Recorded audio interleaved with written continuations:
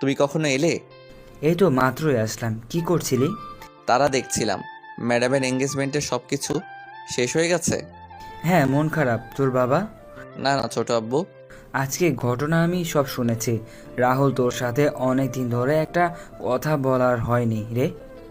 কি কথা ছোট আব্বু?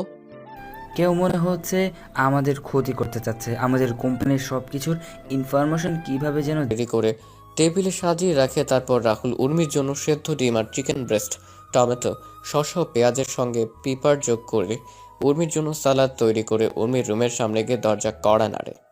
তখন উর্মি এসে দরজা খুলে দিল। ম্যাডাম আপনার না লেট হয় তাহলে তোর কপালে কিন্তু দুঃখ আছে। আচ্ছা ম্যাডাম।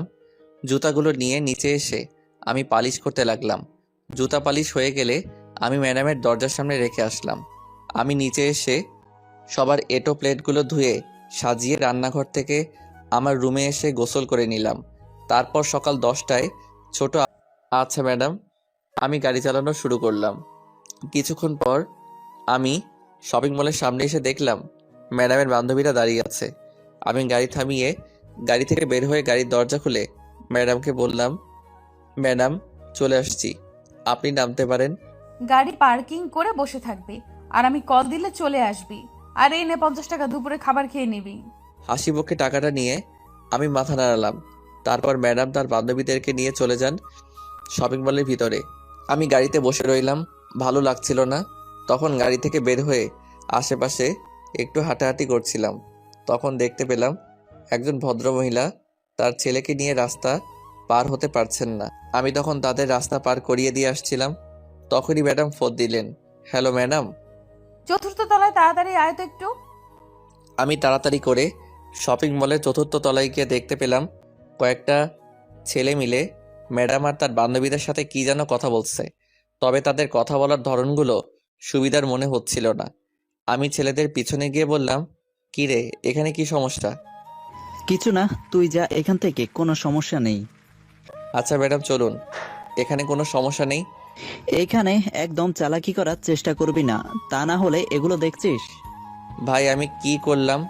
আমি তোমাদের জিজ্ঞেস করলাম সমস্যা কি, তোমরা বললে কোনো সমস্যা নেই, তাই তো আমি এদের নিয়ে চলে যাচ্ছি। আমরা তোকে যেতে বলেছি, তবে এই মা। আর কোনো কথা বলার সুযোগ দিলাম না। সোজা মুখ বরাবর একটা ছক্কা হাঁকিয়ে দিলাম আর ছেলেটা বাউন্ডারির বাইরে। তারপর সব কয়টাকে মারা শুরু করলাম। হঠাৎ কেউ আমার পেটের পাশে ছুরি দিয়ে আঘাত করে। আমি পিছনে তাকিয়ে দেখলাম ওই ছেলেটা আমি। তখন ছেলেটার দিকে এগিয়ে যাব, তখন ছেলেগুলো দৌড়ে পালিয়ে যায়। তারপর আমি আমার শার্ট খুলে আঘাত পাওয়া জায়গা বেঁধে নিলাম। তারপর ম্যাডামকে বললাম, চলুন ম্যাডাম বাসায় যাওয়া যাক তাহলে। কিন্তু তোর তো ছুরি লেগেছে আর রক্ত পড়ছে। আরে ম্যাডাম এটা কিছু না, আমাদের মতো চাকরের জন্য এইগুলো কিছুই না। এই আঘাতের চেয়ে আরো অনেক বড় বড় আঘাত পেয়েছি। আর রইল রক্তের কথা, রক্ত তো ছোট থেকে অনেক ঝরেছে, এখনো না হয় আরো কিছু ঝরুক, আমি মারা যাব না এত সহজে, আপনি চিন্তা করবেন না। চলুন ম্যাডাম এখন। বেশি কথা না বলে হসপিটালে চল, তুই না হলে তোর জন্য আমার কথা শুনতে হবে। চিন্তা করবেন না, আমার কিছু হবে না। তারপর উর্মিরা সামনের রাহুল পিছনে, কিন্তু বারবার উর্মি পিছনে তাকাচ্ছে। হঠাৎ করে পেছনে কিছু পড়ে যাওয়ার শব্দে উর্মি আর ওর বান্ধবীরা পেছনে তাকিয়ে দেখলো রাহুল মাটিতে পড়ে আছে। তারপর ধরাধরি করে রাহুলকে হাসপাতালে নিয়ে যাওয়া হয়। আর এদিকে উর্মি ফোন দিয়ে তার বাবাকে সবকিছু খুলে বলে। তখন তার বাবা বলেন তিনি এখনই আসছেন। এদিকে রাহুলের অপারেশন চলছে ভেতরে। ডাক্তাররা অনেক সাবধানে অপারেশন করছেন, রাহুলের কোনো ভুল হলেই যা কিছু হতে পারে। 3 ঘন্টা পর ডাক্তার বের হন অপারেশন থিয়েটার থেকে। তবে ডাক্তারের চেহারা কালো হয়ে আছে। এর মাঝে উর্মির বাবা মা দাদিমা চাচা চাচি বলেন, চলেন আসেন হাসপাতালে। তখন শরীফুল চৌধুরী বলেন, ডাক্তার রাহুল কেমন আছে এখন? ডাক্তার তার চেম্বারে চলে যান। আর তখন শরীফুল চৌধুরী উর্মিকে বলেন, ডাক্তার চুপ, কোনো কথা বলছে না। এবার সবার মুখটা কালো হয়ে যাচ্ছে আর উর্মিও টেনশন হচ্ছে। কিন্তু উর্মি বুঝতে পারছে না যে পেটের পাশে আঘাতের জন্য কি এমন হলো ডাক্তারের মুখ এমন কালো আর ডাক্তার চুপ হয়ে আছে, কোনো কথা বলছে না। তখন উর্মির চাচা শফিক চৌধুরী বলেন, কি হলো ডাক্তার, আপনি কোনো কথা বলছেন না যে? বলুন না, রাহুলের অবস্থায় কেমন? ছেলেটা ভালো আছে তো? দেখুন, আমি আপনাদের আগেই বলেছিলাম যে আচ্ছা, আমরা আপনার চেম্বারে গিয়ে কথা বলি। আপনি চেম্বারে যান, আমরা আসছি। বলছে না। তখন উর্মির চাচা শফিক চৌধুরী বলেন, উর্মি, তুই বাসায় চলে যা। কেন? আর তোমরা ডাক্তারকে এখানে কিছু বলতে মানা করলে কেন? তোমরা কি লুকাতে চাচ্ছ আমার থেকে?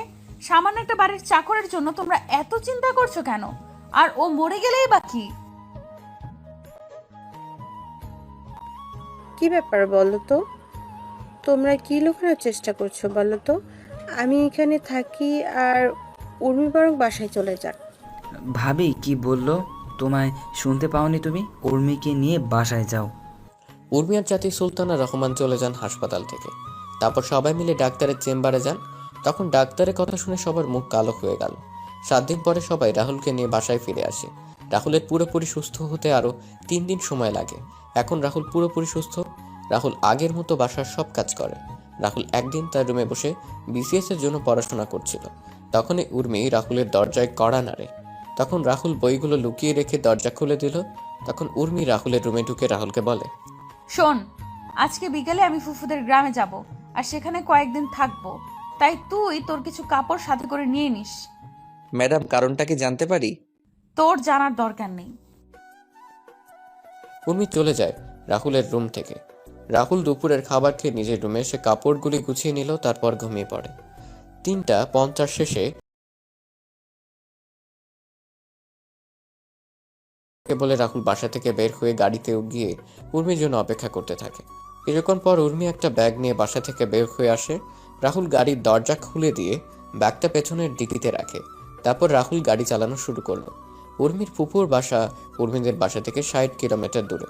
মাঝ রাস্তায় আসার পর রাহুল উর্মিকে বলে, ম্যাডাম, একটা কথা আপনাকে কয়েকদিন ধরে বলবো বলে ভাবছি। কি কথা? ম্যাডাম, জয় স্যারকে আপনি কতটুকু ভালোবাসেন? হঠাৎ এই প্রশ্ন কেন? ম্যাডাম, বলেন না।